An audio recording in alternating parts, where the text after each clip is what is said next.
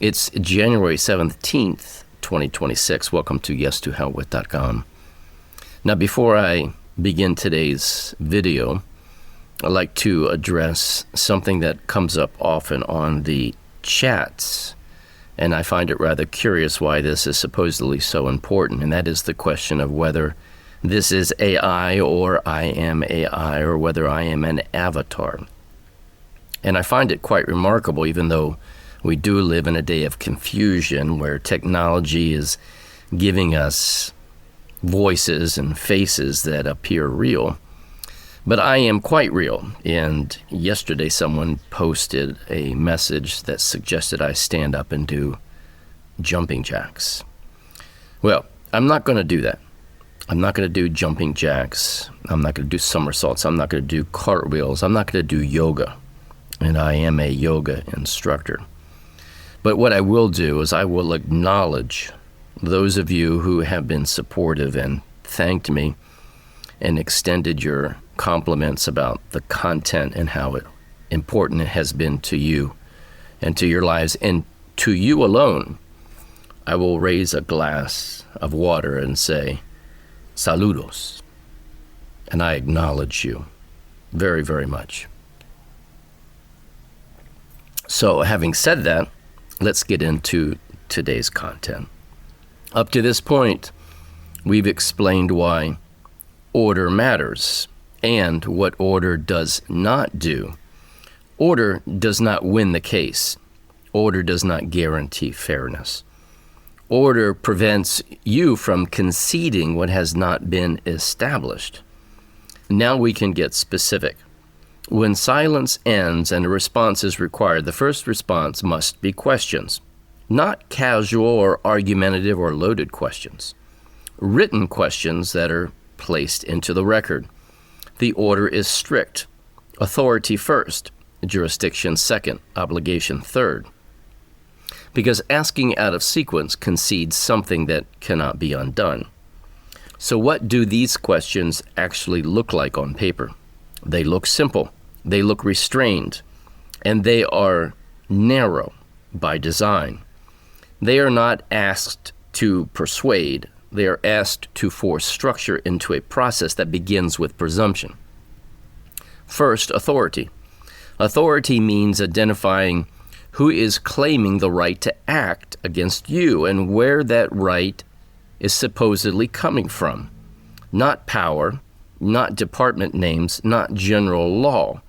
Authority must be identifiable, specific, and tied to the action being taken. So the first questions are, who is making the claim against me?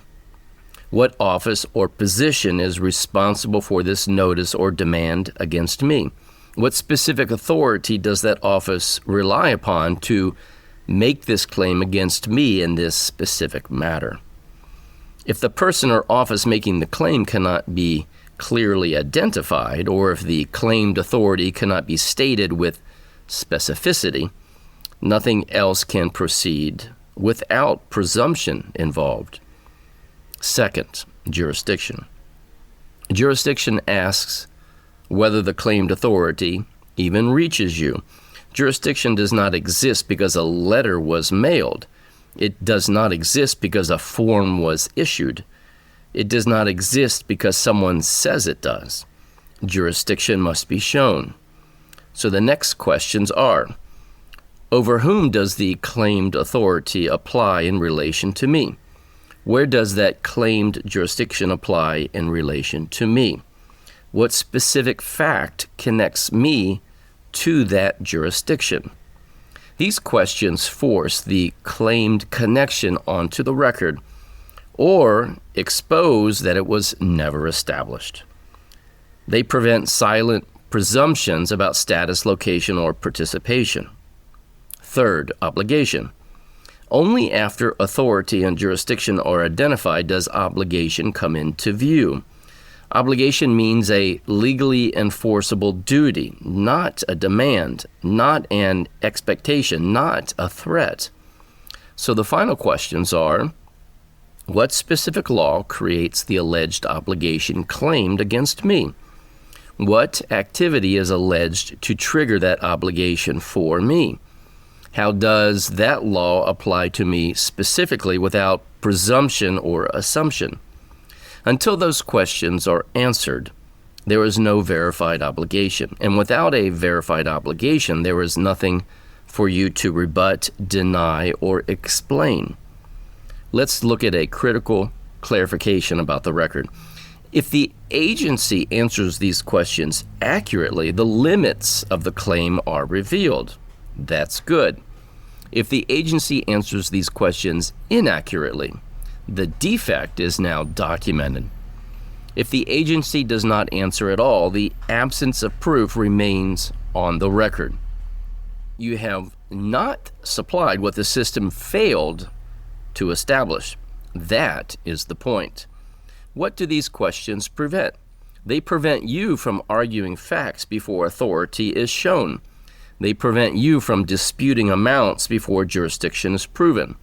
They prevent you from denying liability before obligation exists. They stop you from volunteering admissions the system does not yet possess. That is why wording matters. That is why timing matters. And that is why order matters. And as always, may truth reign supreme.